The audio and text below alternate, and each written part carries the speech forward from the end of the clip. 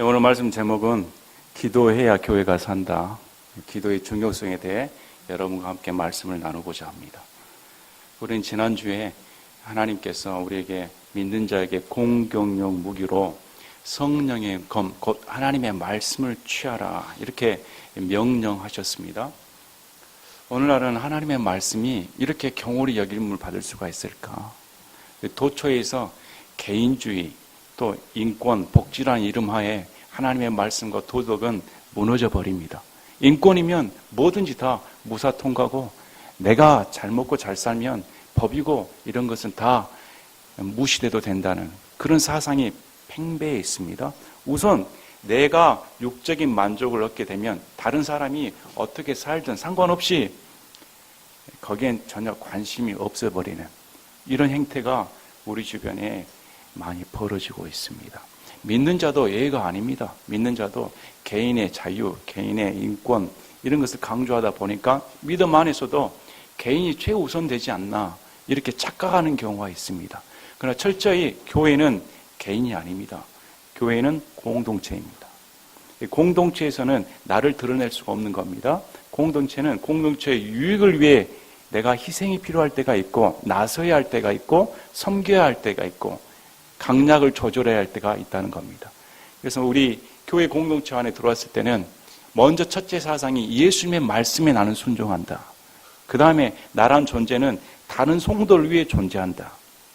이것이 기본 바탕이 돼 있어야 본인에게도 유익이 되고 교회가 건전하게 살아가는 길입니다.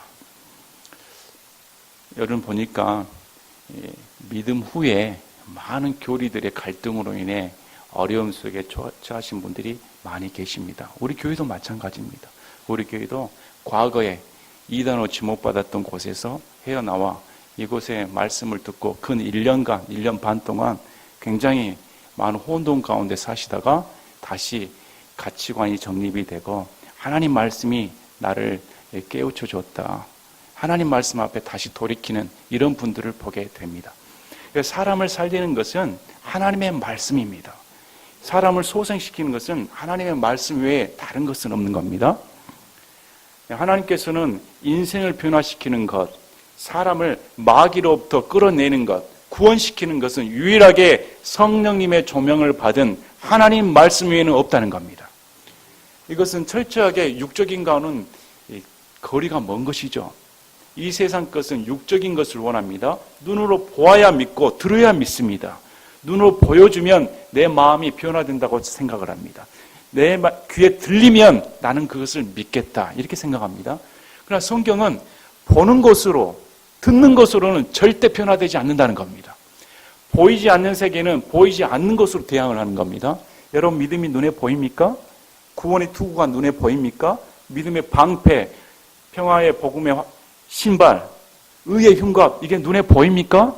눈에 보이지 않는 것들입니다. 그러나 이것이 우리는 존재한다고 믿는 것은 바로 우리의 믿음 때문입니다. 믿는 자는 보는 것으로 걷지 아니하고 믿는 것으로 걷는다.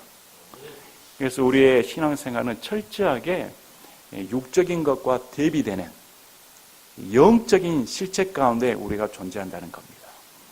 그래서 오늘날의 은사주의를 비롯해서 기적과 표적을 요구했던 이런 성도들이 무너지는 이유가 뭡니까? 기적과 표적으로는 사람이 순간 기분이 좋을 줄 모르지만 그 마음 가운데 하나님의 말씀이 없기 때문에 무너져 버립니다. 어떠한 기적과 표적을 보여줘도 사람들의 마음이 변화되는 것은 하나님 말씀 위에 없다는 겁니다. 우리는 성경을 믿습니다. 그래서 하나님 말씀을 믿는 것에서는 투자를 해야 됩니다. 겸손해야 됩니다. 그 말씀에 납작 엎드려져야 됩니다. 이런 걸 하기 싫거든요. 우리 인간의 본성이 그냥 내 수고와 노력 없이 그냥 이루어지면 좋겠는데 성경에서는 하나님의 말씀을 탐구해라. 하나님의 말씀을 진지하게 대해야 한다고 성경은 말합니다. 수고를 하라는 겁니다. 그래서 우리가 말씀을 대하는 자세는 이 말씀이 내 생명의 말씀이기 때문에 철저히 나의 신앙은 이 말씀에 둔다. 이렇게 생각하셔야 됩니다. 그래서 오늘날 교회가 이렇게 피폐해지고 교회가 무능력에 빠졌으며 교회가 마귀의 세력에 사로잡히는 것은 결국 교회의 진리인 하나님의 말씀이 선포되지 아니하고 하나님의 말씀에 서 있지 않기 때문입니다. 우리 각자 스스로가 선포되는 하나님 말씀, 진실된 하나님 말씀에 서 있다면 어떻게 거짓 교리에 우리가 농락당하겠습니까? 그러므로 성경에서는 어린아이와 같이 돼서는 안 된다는 겁니다. 유치한 짓을 해서는 안 된다. 이제 장성한 분량에 서서 청년들처럼 선과 악을 가리고 어떤 것이 거짓인지 분별해야 된다는 겁니다. 그것은 철저하게 우리 교리는 하나님의 성품에 따른 교리를 택해야 되는 겁니다. 칼빈주의는 하나님의 성품과 전혀 상관이 없습니다. 어떻게 하나님께서 자신의 영광을 위해 지옥에 보냈다. 그런 성경이 어디가 있습니까? 어떻게 알미니언주의같이 내가 믿음의 확신을 잃어버리면 구원이 있는다. 성경은 하나님은 우리 인생이 아닙니다. 하나님은 번복할 수 없는 분이기 때문에 한 번 구원받은 것은 하나님이 책임진다는 겁니다. 이런 것은 잘못 빠지면 율법주의에 빠져버립니다. 다시 행위군으로 도착되게 되어 있습니다. 그럼 우리는 철저하게 이 구원이 하나님으로부터 비롯되었으며 하나님부터 유지되며 하나님께서 완성하신다. 그래서 하나님께서 주신 선택과 자유의지는 절대 충돌하지 않습니다. 그래서 하나님의 예정은 철저하게 미리 하심을 통해 예정하셨다. 우리의 전체를 속속들이 아시기 때문에 우리의 인생을 다 알고 계시기 때문에 우리의 의지를 꺾지 아니하시고 우리의 의지를 아시는 대로 선택하신다는 겁니다. 그래서 우리는 바른 교리를 알았을 때 바르게 신앙생활을 할 수가 있는 겁니다. 그래서 침례교는 무슨 주의입니까? 근본주의입니다. 사람의 교리를 따르지 아니하고 성경 말씀에 이렇습니다. 그 누가 유명한 신학자가 말을 하더라도 내가 보는 성경에는 이렇게 적혀져 있습니다. 내가 본 성경에는 모든 사람을 위하여 히브리서 말씀을 통해 우리 예수님께서 죽음을 맛보셨다. 이렇게 말씀합니다. 단 한 번 영원히 완전히 구별하셨다. 성경에서 이렇게 말씀합니다. 그러므로 나는 단 한 번 영원히 창세 전에 미리 하심을 통해 예정받아 구원받은 존재인 것을 의심하지 않습니다. 아멘. 이런 교리가 분명하게 서 있을 때 우리가 바른 신앙생활을 할 수가 있는 겁니다. 이제 교회가 살기 위해서는 뭘 해야 할까요? 하나님께서는 우리에게 방어용, 공격용 이런 구원의 모든 필요한 전신갑주를 허락해 주시고 그 다음에 기도를 말씀하십니다. 그래서 어떤 분은 공격용 무기가 성령이고 하나님의 말씀과 거기에 기도를 포함시키기도 합니다. 기도 또한 공격용이나 이렇게 포함시키기도 합니다. 이 말씀은 하나님께서 우리에게 전신갑주를 취했는데 이 전신갑주가 능력을 발휘하기 위해서는 기도 없이는 안 된다는 겁니다. 기도가 군인의 능력의 원천인 겁니다. 기도 없는 군인은 쓸모가 없는 겁니다. 왜 그러냐면 우리가 내 육적인 노력으로 행하는 게 아니기 때문에 기도를 해야만이 하나님의 도우심으로 말미암아 성령 충만하여서 적과 싸울 수가 있는 겁니다. 그래서 기도가 모든 것의 원천인 겁니다. 오늘만큼 기도가 소홀히 여기는 경우가 없습니다. 솔직히 제가 기도에 대해서 이런 말하는 저차도 어찌 보면 시간 낭비일 수 있습니다. 차라리 이 시간에 책을 볼 게 아니고 각자 무릎 꿇고 기도하는 것이 유익인 겁니다.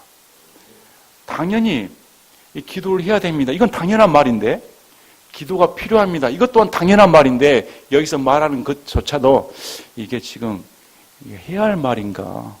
막 태어난 애가 뭘 합니까? 부르짖습니다. 응애 부르짖었습니다. 왜 부르짖습니까? 내가 살았다는 겁니다. 죽은 아이는 부르짖을 수 없습니다. 기도하지 않는 사람은 구원받지 못한 사람입니다. 한 번도 기도하지 않은 사람은 이해하시겠습니까? 오해하지 마십시오. 왜 그러냐면 성경에서 우리 안에 있는 성령께서 우리를 아들로 증언하셔서 뭐라고 말합니까? 아바 아버지라 부르짖는다. 그러므로 구원받은 사람은 분명히 아바 아버지 부르짖을 수밖에 없다는 겁니다. 아바 아버지로 부르짖지도 못한 사람이 어떻게 구원받은 사람입니까? 그러므로 우리가 하나님의 말씀에 입각하여서 정말 내가 구원받은 사람이라면 어떻게 기도를 드려야 할까? 그래서 기도 또한 가르쳐야겠다. 너무나 많은 사람이 기존에 있었던 자기들의 종교적인 배경, 또 습관, 문화적인 사상들 때문에 기도를 자기 나름대로 하는 경우가 많습니다. 우리는 철저하게 기도의 자세, 기도의 내용 이런 것에 대해서는 성경에서 어떻게 가르치고 있는가, 성경의 성도들은 어떻게 기도를 드렸는가, 거기에 본을 받아야 됩니다. 오늘 말씀을 보니까 모든 기도와 간구로 성령 안에서 항상 기도하되, 바울이 이렇게 씁니다. 모든 기도, 그러면 이 기도는 한 종류가 아니라는 겁니다. 여러 가지 종류가 있기 때문에 어떤 사람은 조용히 기도하는 분도 있고 어떤 사람은 부르짖어 기도하는 사람도 있습니다. 우리 교회 내에서도 대표 기도가 있고 개인 기도가 있고 통성 기도가 있습니다. 또 예배를 위한 기도가 있습니다. 여러 가지 기도의 종류들이 있습니다. 그러면 성경에서는 이 기도의 내용과 기도의 자세에 대해서 어떻게 말씀을 하고 있을까요? 어떤 분들은 이제 기도하면, 부르짖어 기도하면 외식하는 사람, 하나님께서 귀머거리시냐, 뭘 부르짖느냐, 골방 가서 기도해야지, 이렇게 착각하는 경우가 있습니다. 또 어떤 분은 조용히 기도하는 사람을 보고 열정이 없는 사람, 벙어리냐, 입이 있었으면 하나님께 부르짖어 기도해야 되지, 이렇게 극단으로 치닫는 경우가 있습니다. 둘 다 잘못된 겁니다. 우리는 성경에서 하나님께서 어떻게 성도들이 기도를 하는가, 우리가 한 가지 유념해야 할 것은 성경에 나오는 하나님의 성도들은 우리보다 훨씬 더 열심히 기도했던 사람들이란 겁니다. 우리보다 훨씬 기도에 열심을 내었던 사람들이다. 그래서 우리가 그들의 기도를 배워야 됩니다. 왜 기도해야 되냐면 베드로전서 4장 7절에 오직 모든 것의 끝이 가까이 왔으니 그러므로 너희는 정신을 차리고 깨어 기도하라. 말세가 다가왔기 때문에 깨어서 기도해야 살한다. 이렇게 성경은 말을 하는 겁니다. 마태복음 26장 40절 41절에도 우리 예수님께서 직접 말씀합니다. 겟세마네 동산에서 기도하실 때 이 제자들은 심각성을 모르고 잠을 잤습니다. 우리 예수님께서 연거푸 기도해라 이렇게 명령했음에도 불구하고 그들은 육신이 피곤해서 잠을 자버립니다. 그랬더니 제자들에게 오사 그들이 자는 것을 보시고 베드로에게 이르시되 도대체 너희가 나와 함께 1시간도 깨어 있을 수 없느냐. 1시간도. 너희가 시험에 빠지지 않게 깨어 기도하라. 참으로 영은 원하되 육이 약하도다 하시니라. 이 말씀을 보면 기도하지 않으면 시험에 빠진다는 겁니다. 기도하지 않으면 마귀의 종이 된다는 겁니다. 기도하지 않으면 자기 마음대로 산다는 겁니다. 그래서 반드시 기도가 필요한 겁니다. 기도하려면 깨어 있어야 됩니다. 취한 자는, 잠에 취한 자는 깨어 있을 수가 없는 것이죠. 깨어서 정신이 맑아서 하나님 앞에 정신이 번쩍 든 사람이 기도에 열심을 낼 수가 있는 겁니다. 자, 그러면 어떻게 기도를 했는가 창세기부터 한번 살펴보겠습니다. 창세기 18장에서는 아브라함이 중보 기도를 합니다. 하나님께서 소돔과 고모라를 멸하시겠다 이렇게 말씀하니까 아브라함이 중보 기도를 하는데 25절에 이렇게 적어져 있습니다. 주께서 이런 식으로 행하여 의로운 자들을 사악한 자들과 함께 죽이신 것은 결코 있을 수 없으며 의로운 자들을 사악한 자들처럼 여기신 것도 결코 있을 수 없나이다. 온 땅의 심판자께서 의롭게 행하여야 하지 아니하리까. 중보기도의 특성이 있습니다. 중보기도하는 사람은 지금 아브라함은 무엇에 호소하십니까? 하나님은 이런 성품을 갖고 계시지 않습니까? 하나님께서 어떻게 죄인과 의인을 같이 멸해버리십니까? 하나님은 의인은 구원해 주셔야 되는 겁니다. 이것이 하나님의 성품에 어긋나지 않습니다. 그랬더니 하나님이 네 말이 맞다는 겁니다. 그래, 네 말이 타당하기 때문에 그렇게 해주겠다. 여기서 기도의 내용은 하나님의 성품에 호소하는 걸 봅니다. 하나님이 어떤 분이신가? 그러면 우리가 기도할 때는 내 생각, 내 사고방식이 중요한 게 아니고 하나님이라는 분이 어떤 분인가? 하나님한 존재에 대해서, 인격적인 존재에 대해서 잘 알고 있어야 바른 기도를 할 수가 있는 겁니다. 자, 사무엘상 1장 12, 13절에 보면 한나의 기도가 나옵니다. 한나는 소리내서 기도하지 않았습니다. 한나는 사무엘상 1장 13절에 이제 한나가 마음속으로 말하며 그녀의 입술만 움직이고 그녀의 음성은 들리지 아니하므로 엘리는 그녀가 취한 줄로 생각하니라. 한나의 마음의 고통이 너무 극심했기 때문에 말이 나오지 않았다는 겁니다. 그리고 마음속으로 말했다. 마음속으로 말하는 것은 밖으로 나오지를 않습니다. 말을 못하는 사람은 기도할 수 없을까요? 소리를 꼭 내야만 기도하는 겁니까? 아니죠. 방금 한나처럼 극심한 고통 가운데 있어버리면 사람이 할 말을 잃어버립니다. 그냥 마음속으로 대답하게 됩니다. 그랬더니 웅얼웅얼 하는 소리를 듣고 엘리 대제사장이 취했다. 술에 취한 사람 아니냐. 어떤 분은 주여 주여 주여 하면 중언부언하고 있지 않나 이렇게 생각하는 사람들이 있는데 그건 중언부언이 아닙니다. 여러분, 아기가 막 태어났을 때 제일 듣기 좋은 소리가 달콤한 소리가 뭡니까? 엄마, 아빠. 저는 우리 딸내미가 아빠 소리를 한 10번, 20번 하면 행복해집니다. 그런다고 해서 우리 딸보다 중언부언하지 마 이렇게 말하겠습니까? 아니죠. 왜 그렇습니까? 아빠란 인격을 알기 때문에. 아빠 부르면 너무 좋습니다. 여러분, 하나님을 아버지, 주여 100번, 1000번 부르면 너무 좋지 않습니까? 그분이 살아계시니까. 우리는 중언부언하는 존재가 아닙니다. 아버지라 100번, 1000번, 10,000번 부를수록 그분이 나의 음성을 듣고 계신다. 그분이 나의 소리를 듣고 계시고 내 음성에 귀를 기울이시기 때문에 너무 좋다는 겁니다. 그래서 한나 또한 이렇게 취해서 웅얼웅얼 거렸습니다. 그게 진심 어린 기도였다. 여러분께서 너무 큰 고통 가운데 있고 너무 마음이 낙심할 때는 정말로 할 내용이 없습니다. 그냥 입으로 말하는 것조차 힘에 겨워버릴 때가 있습니다. 기력이 쇠버리고 모든 것이 탈진해버린 상태에서는 입술이 떨어지질 않습니다. 할 수 있는 방법은 마음속으로 말하는 방법밖에 없습니다. 우리 하나님이 여러분의 마음속의 음성을 들으신다.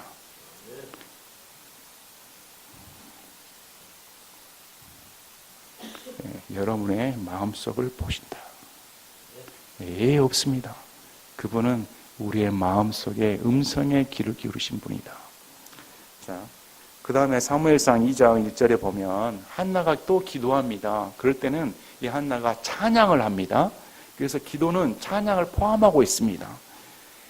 기도는 우리가 하나님을 찬양하는 일부입니다. 여러분, 기도하면서 하나님을 찬양하면 너무 좋지 않습니까? 내가 섬기는 대상, 나의 음성을 들으시고 나를 품어주신 그분 앞에 내 소리를 들어주신 것만으로도 나의 원한은 풀렸다. 여러분의 고통 소리를 누구에게 호소하고 싶지 않습니까? 그러면 내 고통 소리를 들어준 것만 자체라도 나의 짐이 풀어졌습니다. 이런 고백을 많이 들으셨을 겁니다. 하물며 만왕의 왕이시요 만주의 주신 그분이 내 고통 소리에 귀를 기울이셨다. 찬양하지 않을 수가 없다는 겁니다. 자, 열왕기상 18장 보면은 엘리야의 기도가 나옵니다. 엘리야는 소리를 내서 기도했습니다.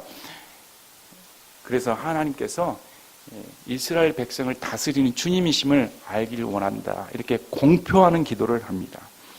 또 우리의 대언자인 다니엘서를 보면 다니엘이 어떻게 기도했는가 모범을 보여줍니다. 다니엘서 6장 10절에 이제 그때 다니엘은 그 조서의 도장이 찢긴 것을 알고도 자기 집에 들어가 자기 방에서 예루살렘을 향하여 창문을 열고 전에 하던 대로 하루에 3번씩 무릎을 꿇고 기도하며 자기 하나님 앞에서 감사를 드리더라. 경건한 자이고 하나님 앞에 하나님을 두려워했던, 참으로 믿었던 참다운 신자인 다니엘은 전에 하던 대로 습관이었던 겁니다. 정해진 시간에, 그 시간은 누구와 상관없이 살해의 위협이 왔음에도 불구하고 왕이 자기 외에는 다른 신을 섬긴다면 죽이겠다는 그 조서에도 불구하고 그는 담대하게 전에 하던 대로 무릎을 꿇고 기도했다. 성경에서 자세 중에 가장 많이 빈번하게 나오는 무릎 자세는 무릎을 꿇었다. 무릎을 꿇고 나오는 자세가 가장 많이 나올 겁니다. 무릎을 꿇는다는 것은 우리의 경건의 표징입니다. 여러분 기도할 때 어떻게 하십니까?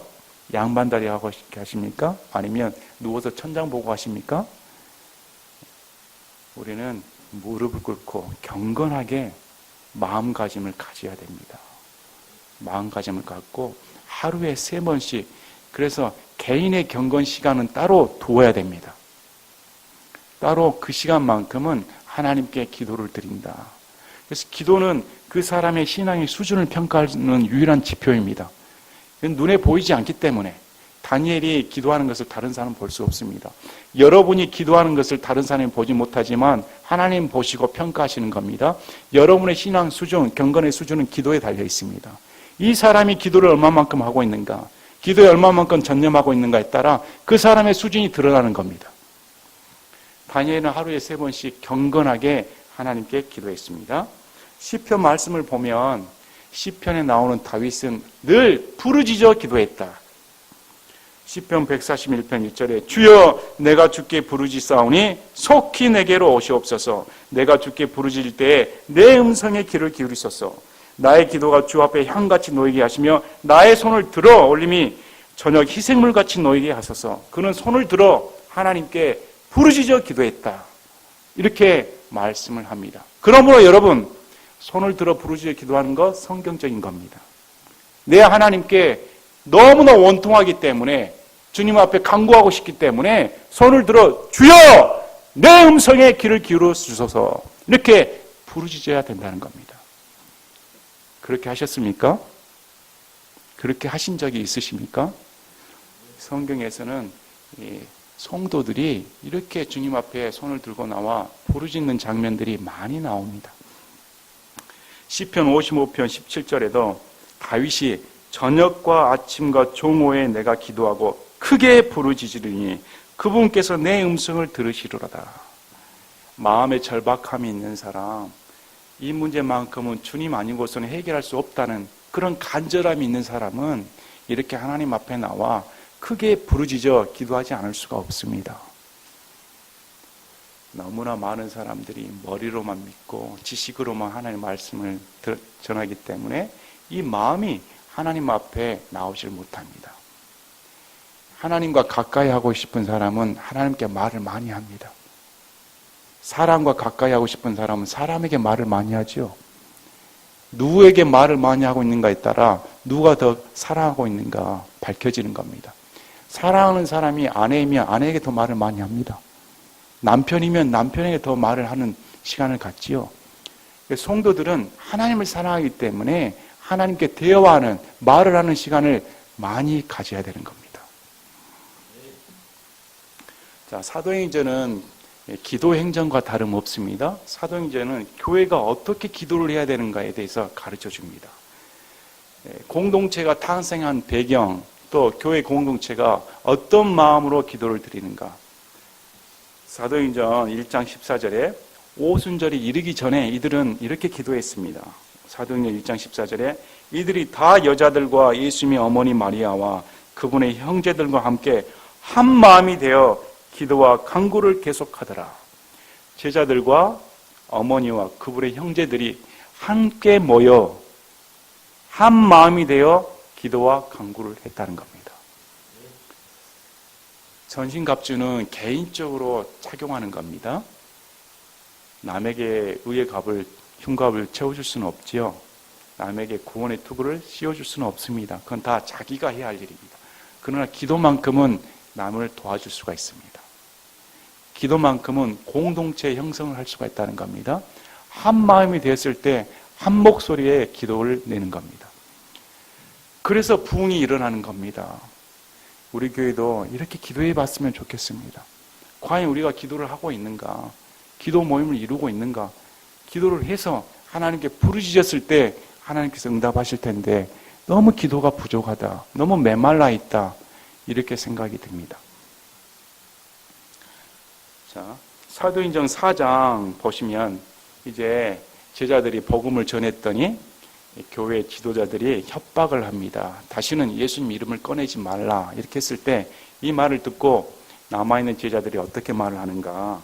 사도행전 4장 24절에 그들이 그것을 듣고 한 마음으로 하나님께 목소리를 높여 이르되, 한 마음이 된 겁니다. 그래서 기도는 성도들 간에 끈끈하게 이어주는 한 줄입니다. 한 목소리를 내게 하는 도구인 겁니다. 한 마음이 됐을 때 기도하고 싶은 겁니다. 한 목소리로 하나님께 목소리를 높여 부르짖었다. 이렇게 말을 합니다. 그랬더니 31절에 그들이 기도하기를 마침에 그들이 함께 모인 곳이 흔들리더니 그들이 다 성령님으로 충만하여 담대히 하나님의 말씀을 말하니라. 함께 기도했더니 그곳이 진동할 만큼 하나님께서 응답해 주셨다는 겁니다. 다 성령으로 충만하여서 성령으로 충만했을 때 무슨 말을 합니까? 하나님의 말씀을 전하더라는 겁니다. 우리 교회가 살아있고 역사되는 하나님의 말씀이 살아있다면 이런 기도에 의한 성령 충만하여서 말씀을 전해야 되는 겁니다. 고여있는 물은 썩는 법입니다. 기도하지 않기 때문에 이 마음이 썩는 물로 고여 있어 버려서 나올 것이 없는 겁니다. 육신밖에 나오질 않습니다. 그러므로 우리가 이런 말씀을 듣고 참 깨어서 기도해야겠다. 한 목소리로 기도를 했다.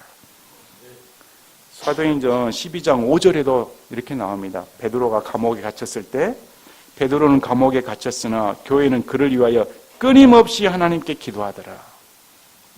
베드로가 옥에 갇혀서 죽을 운명이었습니다. 그런데 이 교회는 베드로를 위해 어떻게 말합니까? 끊임없이 기도하더라. 쉬지 않고 기도했다는 겁니다. 교회라는 용어를 사용합니다. 이것은 이 교회라는 용어 안에 성도들의 구분이 없었다는 겁니다. 다 마음이 일치가 되어서 베드로를 한 사람을 위해 기도를 했다. 이렇게 성경은 말합니다. 사도행전 20장 36절 37절에도 에베소 장로들을 모으고 바울이 이렇게 말한 뒤에 그가 무릎을 꿇고 그들 모두와 함께 기도하니 이렇게 나옵니다. 영거푸 성경 말씀에서 사도행전에서는 교회 성도들이 함께 모여 기도했다. 함께 모여 기도했다가 반복적으로 나타나고 있습니다. 우리 교회 기도해야 되지 않겠습니까? 기도가 끊긴 교회는 죽은 교회인 겁니다. 기도가 없는 성도는 죽는 연습하는 겁니다. 우리가 기도하지 않고는 안 되겠다. 이런 마음이 충만하길 바랍니다. 자, 그래서 로마서 8장 15, 26, 27절에는 어떻게 말합니까? 자, 성령 안에서 기도하는 것이 무엇인가 가르쳐 줍니다. 오늘 에베소 본문 말씀에서도 모든 기도와 간구로 성령 안에서 항상 기도하되 성령 안에서 기도하라고 성경은 말합니다. 성령 안에서 기도한다는 말은 성령님의 의에 성령님의 도우심으로 성령님의 뜻을 위해 이런 의미를 갖고 있습니다. 그래서 로마서 8장 15절을 보면 너희는 다시 두려움에 이르는 속박의 영을 받지 아니하고 양자 삼으시는 영을 받았느니라. 그분을 힘입어 우리가 아바 아버지하고 부르짖느니라. 이렇게 나옵니다. 성령님을 받았기 때문에 그분을 아바 아버지라 부르짖는다. 26절 27절에 이와 같이 성령께서도 우리의 연약함을 도우시나니 우리가 마땅히 기도할 바를 알지 못하나 성령께서 말로 할 수 없는 신음으로 친히 우리를 위해 중보하시느니라. 마음을 살피시는 분께서 성령의 생각이 무엇인지 아시나니 이는 그분께서 하나님의 뜻대로 성도들을 위해 중보하시기 때문이니라. 이 얼마나 큰 은혜입니까?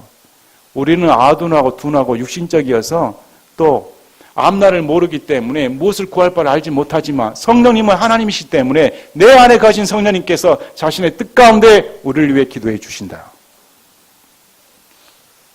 많은 사람들이 이것을 은사주의는 오용을 합니다. 이게 방언 기도다. 방언이 무엇인조차 모르고 말을 하고 있는 겁니다. 성경의 은사의 대원칙은 철저히 개인의 유익을 위해 준 적이 없다는 겁니다. 교회 공동체를 위해 다른 사람의 유익을 위해 섬기라고 선물을 준 겁니다. 그래서 오늘날의 방언 기도는 허용할 수가 없다는 겁니다. 오늘날의 방언 기도는 가짜입니다. 오늘날의 방언 기도는 성경적으로 명시되지 않았기 때문에 성경에서 말하는 방언은 철저하게 타국으로 해석이 가능해야 되는 겁니다. 또 교회 공동체를 위해 쓰임받도록 하는 것이지 내 기도바를 위해서 기도를 기피하기 위해서 이런 말은 성경에 없는 겁니다. 그러므로 이 말씀은 방언 기도가 전혀 해당 사항이 없으며 내 안에, 그러면 방언을 못하는 사람은 성령 안에서 기도하지 못하는 사람입니까? 아니죠. 그래서 오늘 말씀을 보면 내 안에 거하신 성령님께서 우리를 위해 이렇게 충보해 주시니 얼마나 큰 위로를 받느냐, 이렇게 말씀합니다. 자, 그 다음에 18절 후반절을 보면 모든 성도를 위해 모든 인내와 간구로 그 일에 깨어있고, 이렇게 말씀합니다. 모든 성도입니다. 모든 성도는 내가 좋아하는 성도, 내가 좋아하지 않는 성도, 내가 기도하고 싶은 성도, 기도하지 않고 싶은 성도, 가릴 것이 없다는 겁니다. 모든 성도를 위해서 기도를 해야 된다.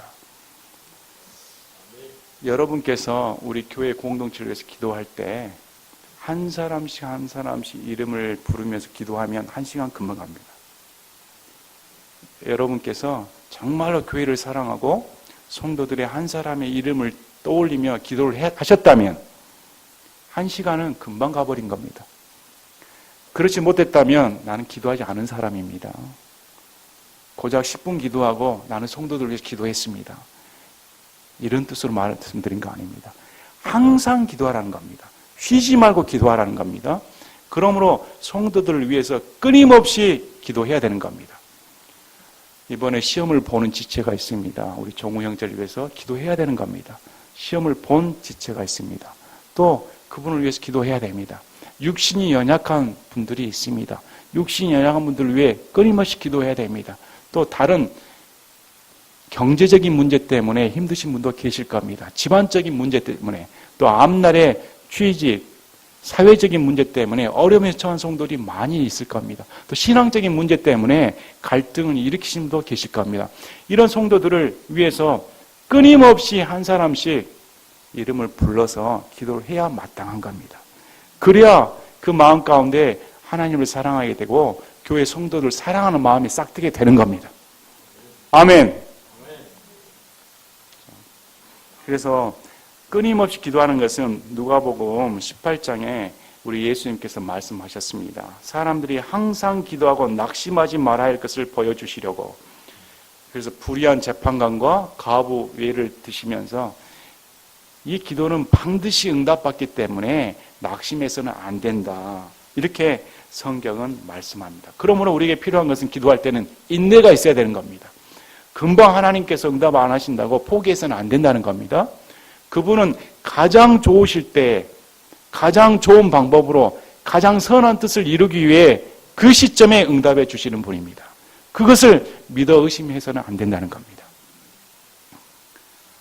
자, 우리는 모든 종류의 기도에 대해서 우리 기도의 모법은 바로 예수님입니다. 그럼 우리 예수님은 어떻게 기도하셨을까?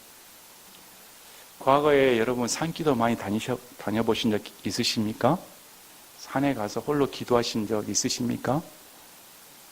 과거에 우리 9세에 사신 분들, 또 50년대, 60년대, 70년대 그렇게 암울한 시대에 사셨던 분들은 산에 가셔서 기도 많이 하셨습니다.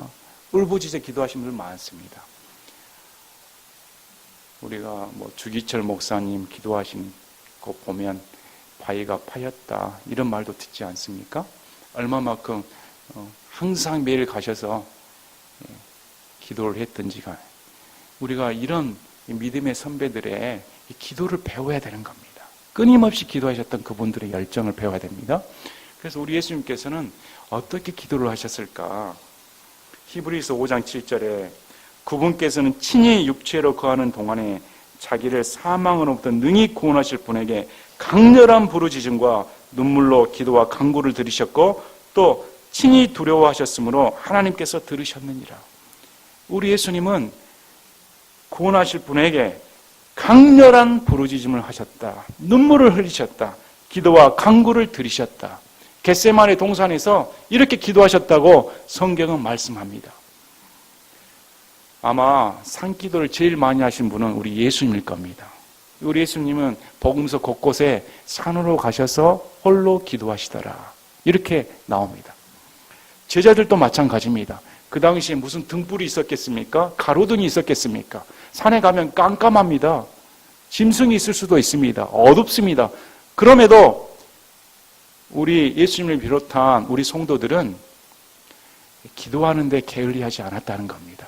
오늘날 과연 산기도 몇 분이 하실까요? 사람들은 산기도 하시는 분들한테는 손가락질하기 잘할 겁니다. 은밀한 방에서 기도를 해야지.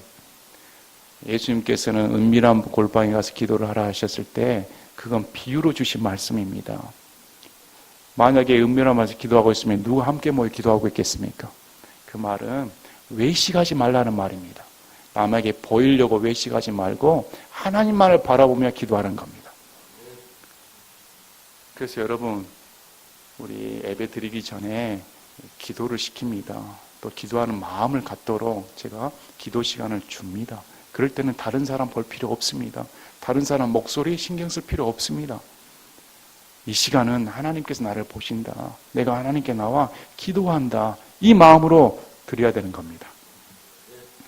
자, 우리 예수님께서는 기도의 내용이 이렇습니다. 마태복음 26장 39절에 조금 멀리 나아가서 얼굴을 대고 엎드려 기도하여 이르시되 오 내 아버지여 가능하시거든 이 잔을 내게서 지나가게 하시옵소서. 그러나 내 뜻대로 하지 마옵시고 아버지의 뜻대로 하옵소서 하시고는, 어떤 면에서는 기도는 내 의지를 꺾는 겁니다. 어떤 면에서 기도는 나의 뜻을 관철시키는 것이 아닙니다. 어떤 면에서 기도는 철저하게 하나님의 뜻을 쫓고자 하는 길을 찾는 겁니다. 기도하면서 내 의지를 내려놓고 내 마음 자세를 겸손하게 하며 우리 하나님께서 어떻게 행하실까? 지금 내 마음이 너무 답답하고 상황이 전혀 변하지 않아서 너무 억울하게 느껴질 때도 있습니다. 너무 원통할 때도 느껴질 때도 있습니다. 아마 이 세상에서 가장 원통하신 분은 우리 예수님입니다. 죄 없으신 그분이 우리를 위해 죄 자체가 되신 것이 얼마나 원통한 일입니까? 그러나 그분은 어떻게 기도하십니까? 내 뜻대로 하지 마옵소서. 우리 예수님도 그 잔을 피하고 싶었습니다. 죄의 잔, 죄 자체가 되는 하나님과 분리되는 그 잔을 받고 싶지 않으셨습니다. 그러나 내 뜻대로 하지 마옵시고 아버지의 뜻대로 하옵소서, 순종하겠다는 겁니다. 기도하는 사람이 순종하는 사람입니다. 기도하지 않는 사람은 순종하지 않는 사람입니다. 이것은 우리 마음 자세를 비춰보면 압니다. 무릎을 꿇는다는 것은 그분 앞에 순종하겠다는 의지의 표현인 겁니다. 그래서 우리 예수님께서 이런 기도의 모범을 보이셨다. 자, 그 다음에 19절에 또 나를 위하여는 내게 말하는 것을 허락하사 내가 담대히 입을 열어 복음의 신비를 알리도록 구하라. 이제 모든 성도를 위해서 기도를 요청을 하고 바울 자신도 나를 위해 기도를 해달라 이렇게 요청해 준 겁니다. 그 요청이 내게 말하는 것을 허락하사 내가 담대히 입을 열어 복음의 신비를 알리도록, 복음의 신비를 알리도록 담대함을 주시도록 기도해달라고 요청하는 겁니다. 성경에는 독불장군이 없습니다. 공동체입니다. 기도의 도움을 받아야 복음 선교자가 복음을 설교할 수가 있는 겁니다. 그래서 복음 선포자를 위해 교회는 기도를 해야 됩니다. 교회는 목사를 위해 기도해야 되는 겁니다. 목사가 주위 눈치 보지 않고 두려움에 빠지지 않고 세상과 타협하지 않고 복음의 신비를 담대히 말할 수 있도록 기도해야 되는 겁니다. 왜 그러냐면 이 복음의 신비가 사람을 살리기 때문에. 성경에서 골로새서 1장 26절 27절에 이것은 곧 여러 시대와 여러 세대로부터 감춰졌으나 이제는 그분의 성도들에게 드러난 신비에 관한 것이라. 하나님께서는 이방인들 가운데서 이 신비의 영광이 얼마나 풍성한가를 자신의 성도들에게 알리려 하시는데 이 신비는 너희 안에 계신 예수 그리스도 곧 영광의 소망이시니라. 아멘. 신비가 뭡니까? 바로 여러분 안에 예수 그리스도께서 계신다는 겁니다. 이 얼마나 놀라운 신비입니까? 하나님이신 그분이, 아들이신 그분이 예수 십자가의 보혈과 그 공로 때문에, 부활의 영광 때문에 그 믿는 자에게 성령으로서 우리 안에 내재하고 계신다. 이게 신비 그 자체라는 겁니다. 이걸 통해서만이 사람이 변화가 되고 사람이 구원받을 수가 있고 이걸 통해서만이 인격이 변화되고 믿음이 성숙해지는 계기가 되는 겁니다. 그래서 복음의 철저한 것은 십자가와 부활의 예수님입니다. 자, 이 일을 위하여 내가 결박당한 대사가 된 것은 결박 중에서도 마땅히 할 말을 내가 담대히 하게 하려며, 지금 바울은 로마 감옥에 갇혀 있습니다. 로마 감옥에 갇혀 있었어도 시저 앞에 나가서도 담대하게 내가 복음을 전하겠다. 복음 때문에 지금 결박당했습니다. 바울을 생각하면 어떻게 바울을 같은 위대한 바리새인 학파요, 앞날이 창창한 그 청년이 예수를 만나서 어찌 보면 세상적으로는 그렇게 몰락해버렸겠죠. 떨거지가 되고 고난받고 알아주지도 않고 감옥에 갇히고 수십 번 매를 맞고 죽을 고비를 넘기고 그런 고생하고 살고 결국은 복음의 영광, 우리가 말하는 부의 영광 없습니다. 감옥에 갇혀서 오늘 내일 언제 목이 잘릴까 이런 상황에서도 내가 담대히 복음을 전하도록 기도해 달라고 말을 하고 있는 겁니다. 참 우리의 도전이 되지 않습니까? 참 도전이 됩니다. 우리는 과연 나는 어떻게 신앙생활을 하고 있는가? 너무 편하게 신앙생활을 하고 있고 너무 가진 자세로 신앙생활을 하고 있구나. 이런 생각이 많이 듭니다. 자, 또 너희 역시 내 사정과 내가 어떻게 행하는지를 알게 하려 함이니 사랑받는 형제여 주 안에서 신실한 사역자인 두기고가 모든 일을 너희에게 알리리라. 내가 그를 같은 목적으로 너희에게 보내었노니 이것은 곧 너희가 우리의 사정을 알게 하고 또 그가 너희 마음을 위로하게 하려 함이라. 두기고를 보내서 바울의 사정을 알리고 서로 위로받고자 하였다. 그래서 바울은 동역자가 있었습니다. 바울 곁에는 두기고, 에바브로디도, 디도, 디모데, 브리스길라와 아굴라, 마가, 누가 이런 사람들이 바울의 목숨보다 자신의 목숨을 내놓겠다. 이런 마음으로 바울 곁에 있었습니다.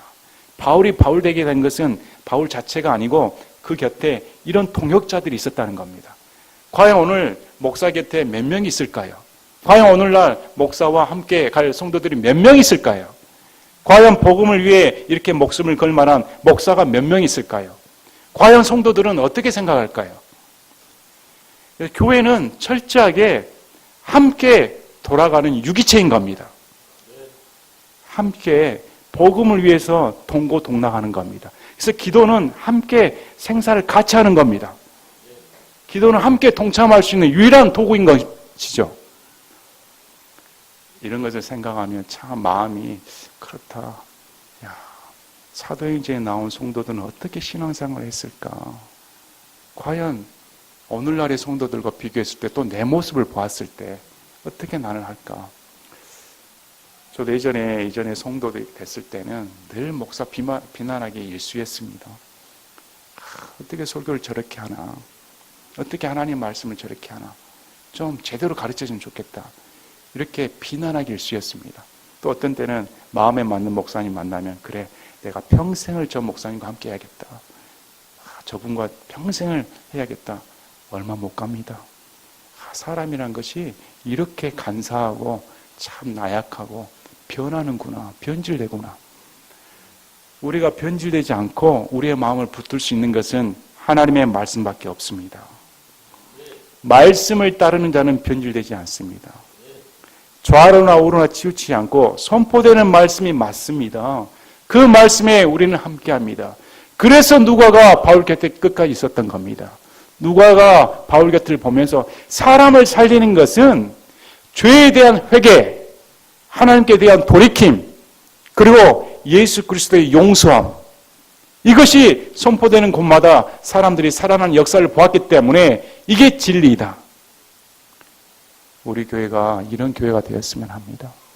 우리 교회가 살아서 정말 기도하는 교회, 여러분 뜨겁게 기도하는 성도가 되시길 바랍니다. 그래야 할 때 우리 교회가 살아납니다. 여러분 스스로가 살아납니다. 교회를 위해서 기도할 때 여러분 성경에서 말한 것처럼 먼저 그의 나라와 그의 일을 구하라. 그리하면 이 모든 것을 너희에 더하시리라. 이 말씀처럼 내 것을 구하기 전에 교회 것을, 하나님 것을 구할 때 그 모든 것들은 하나님이 채워주시는 겁니다. 오늘 말씀처럼 우리 각자의 기도 생활을 다시 돌이켜보고 정말 내가 하나님 앞에 새벽에 아니면 정해진 시간에 깨어서 기도하고 있는가? 나는 살아있는 성도인가? 아니면 죽은 성도인가? 아니면 교회를 위해 정말 열심히 기도하고 있는가? 다시금 자신에게 각자 질문을 던져보고 정말 열심을 내야겠다, 기도해야겠다, 이렇게 다짐하는 저와 여러분이 되셨으면 합니다. 제가 기도하고 마치겠습니다.